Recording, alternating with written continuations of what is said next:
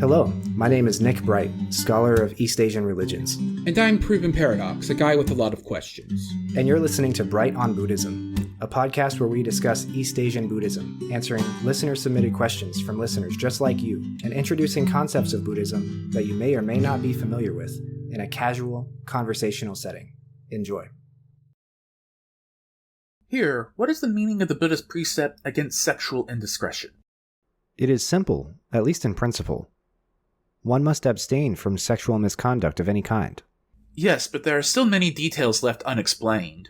What does that really mean? Should we be celibate? What constitutes sexual misconduct in the eye of the Buddha? These are good questions. Like many moral exhortations given by the Buddha, the precept against sexual misconduct is quite vague and interpretive. It's meant to operate on a sliding scale, more strict for monastics and less so for laity. It flows forth from the precept of ahimsa, nonviolence. It's meant to preserve and honor the dignity, bodily autonomy, and fidelity of oneself and others. With those principles in mind, though the details may vary, this precept is kept. Fascinating. There must be different degrees to which this precept is observed.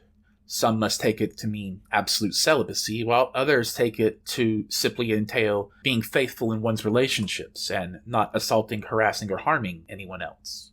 Exactly right.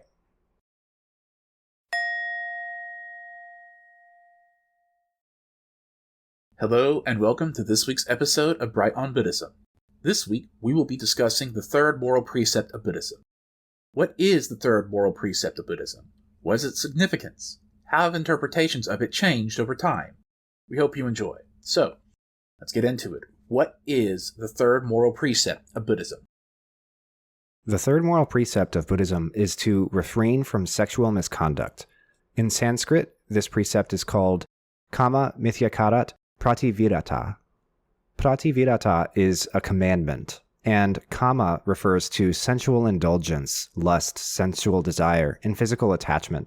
And mithyacharat is referring to an indiscretion or a crime or some kind of misconduct or violation. In Chinese, the precept is bu jie yin, and in Japanese, fu jia yin kai. Like the other moral precepts, this is a vague admonition, so it can be interpreted in different ways by different groups. The precept is widely agreed to condemn violations of consents, including sexual assault, incest, pedophilia, and inappropriate sexual speech, non-consensual touching, and other forms of assault. It also forbids being or hiring prostitutes. However, there is an ambiguity in the details. The third moral precept does not prescribe or define the precise boundaries and limits of sexual misconduct. Other explanations of the precept in various sutras and treatises that come later provide details on these points. For example, some monastics practice total celibacy as part of following this precept. Others don't.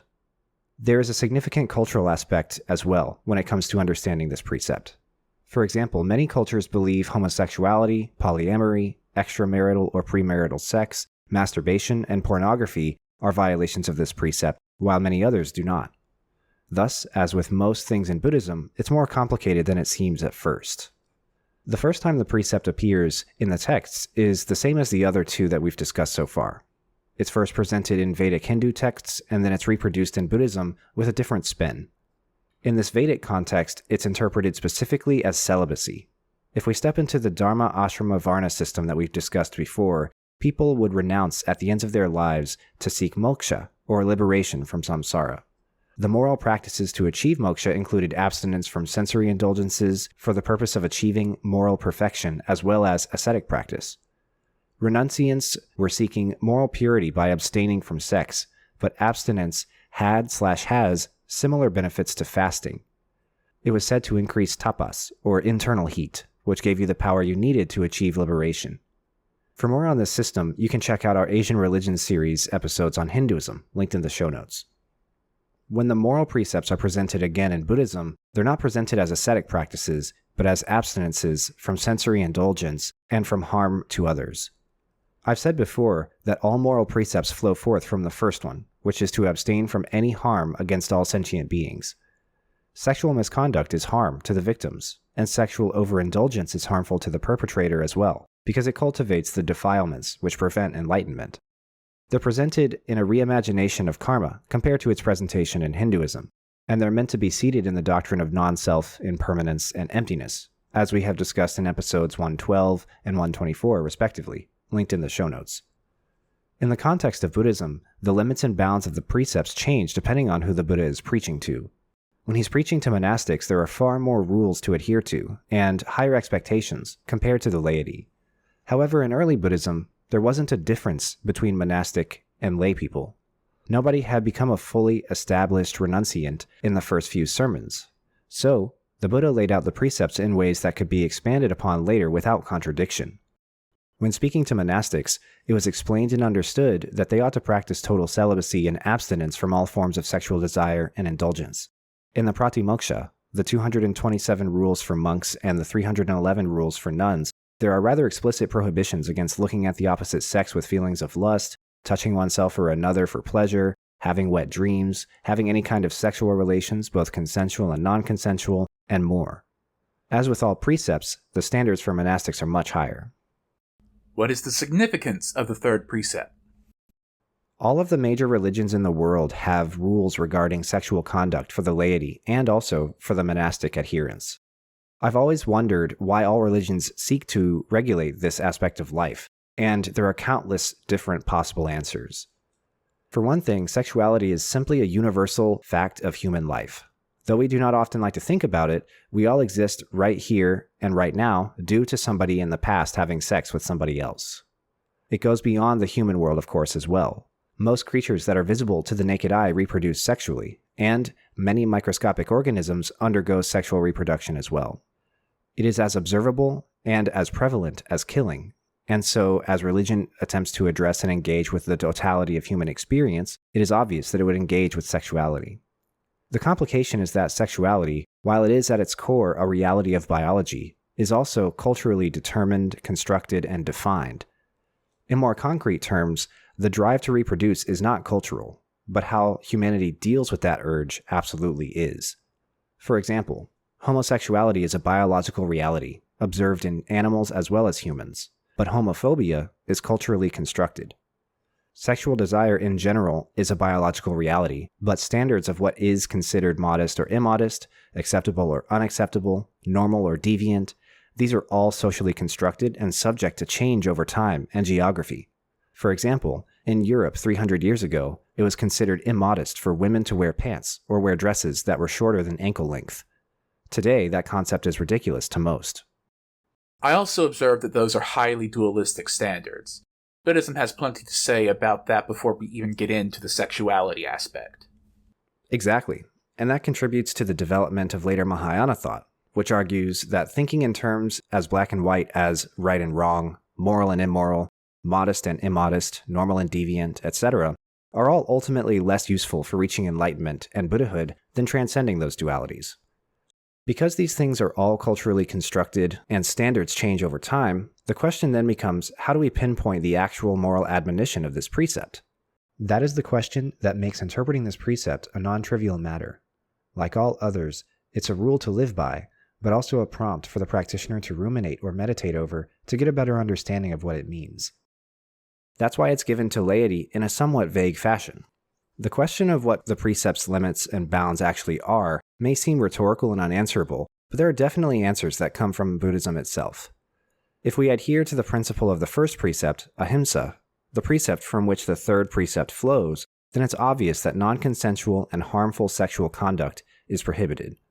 Many later interpreters have indicated that the precepts come with corresponding human rights. The first precept of non-violence against all sentient beings corresponds to a right to life. The second, against taking what is not given, corresponds to a right to property. And the third, against sexual misconduct, corresponds to a right to fidelity in marriage, and also to a right to bodily autonomy. I think that the rights to one's body is the most compelling interpretation of this precept. Sexual assault and harassment damages or threatens one's right to the integrity, sanctity, dignity, and control of their own body.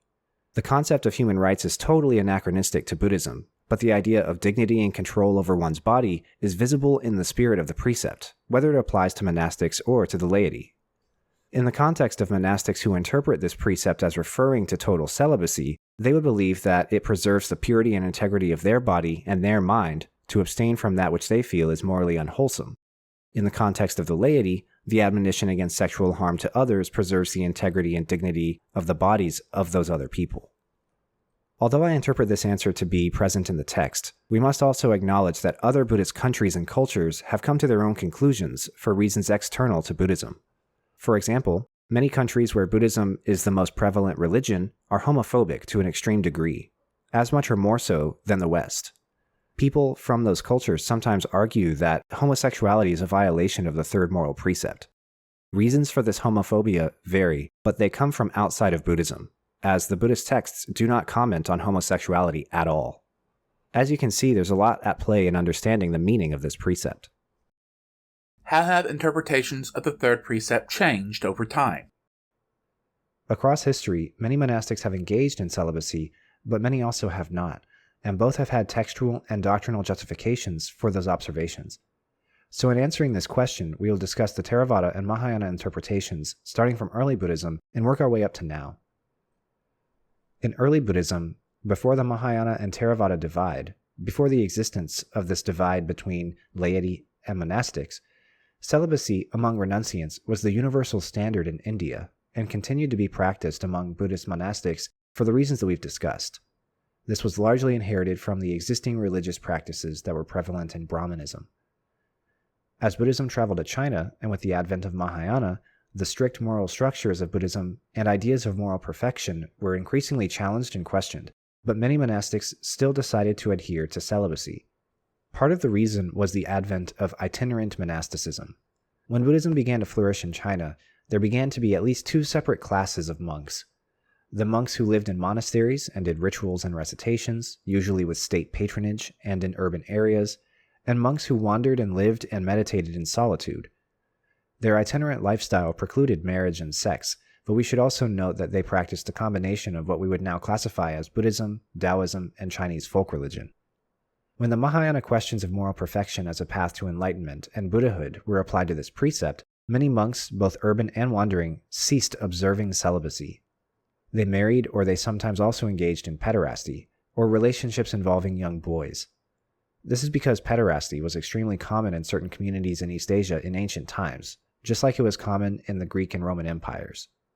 I bring up the practice of pederasty, which is just another form of pedophilia, because it further demonstrates the point I made earlier.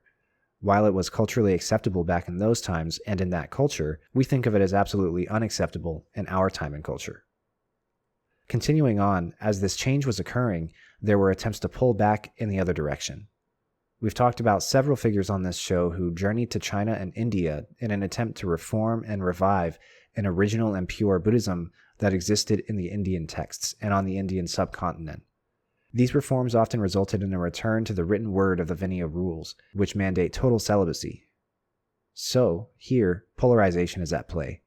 On the one hand, monastics are pushing the limits of the precepts and instead favoring what they believe to be more expedient means to attain enlightenment. On the other hand, there are conservative groups seeking to return to an idealized past out of a feeling that Buddhism was becoming immoral and departing from the true Dharma. This goes back and forth even as Buddhism enters Japan, where the process continues to repeat over and over again. Many monastics practice celibacy throughout history, and many don't. One group that did not practice celibacy was Pure Land Buddhism. In particular, Shinran's Jodo Shinshu interpreted the third precept to not entail celibacy, and they also pioneered the system of temples being inherited by the monk's eldest son. As we've discussed before, with the Meiji Restoration of 1868, the government also released an edict that monks of all sects and schools could marry and eat meat, seeking to bring monastics back into everyday society and back under the purview and the leadership of the emperor. Today, most if not all monastics in Japan do not practice celibacy. Every living monk I have met in Japan has been either married or has otherwise not been celibate. Their justification is not the edict I mentioned earlier, but rather an interpretation of this third precept as actually encouraging wholesome and faithful relationships for the community, rather than mandating monastics to practice extreme abstinence. They often invoke middle way philosophy, and they argue that a monogamous, faithful marriage between two people is a perfect middle way between the extremes of total abstinence and celibacy and total sexual overindulgence and harm. Thank you for listening to this week's discussion of the third moral precept in Buddhism. Join us next week where we will be discussing romantic desire in Buddhism. How do you balance romantic desire and the desire for companionship with non-attachment? Is romantic desire bad in Buddhism? What are the potential dangers of desire for partnership and companionship? We hope to see you there. Thank you for listening. Thank you for listening, and we'll see you next time.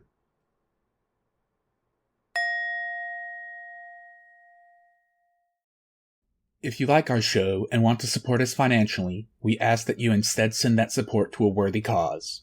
In our previous charity throw, we directed listeners to the GoFundMe for Keith Porter Jr., a man murdered by ICE earlier this year. Between posting that and recording this message, ICE has murdered yet more people. Unfortunately, there will be even more in the near future. Changing our message for every victim of these fascist thugs is not logistically possible for us. Instead of directing to a specific person, we encourage listeners to donate to whichever ICE victim's fundraiser that has the least amount at the time you donate. If we can find them, we will have links to all of these fundraisers in the show notes. At the time of recording, the list of people murdered by ICE in 2026 includes Victor Manuel Diaz, Geraldo Lunas, Luis Gustavo Núñez, Luis Beltran Yanez, Herbert Sanchez Dominguez, Parody La, Keith Porter Jr., Alex Pretty, and Renee Good. We can get through this. Our strongest weapon is solidarity. Stay strong and help where you can. Thank you. My name is Nick Bright, scholar of East Asian religions and voice of Hearer. And I'm Docs, editor, question asker, and voice of Hermit. And this has been Bright on Buddhism. Thank you for listening. If you like our podcast, or if you have a question you'd like us to discuss, we'd love to hear from you. Please consider leaving a comment or review, subscribing, or joining us on social media. Email us at bright.on.buddhism@gmail.com or find us on Mastodon at brightbuddhism@mstdn.party. As always, citations and resources for this episode can be found in the show notes. Thank you.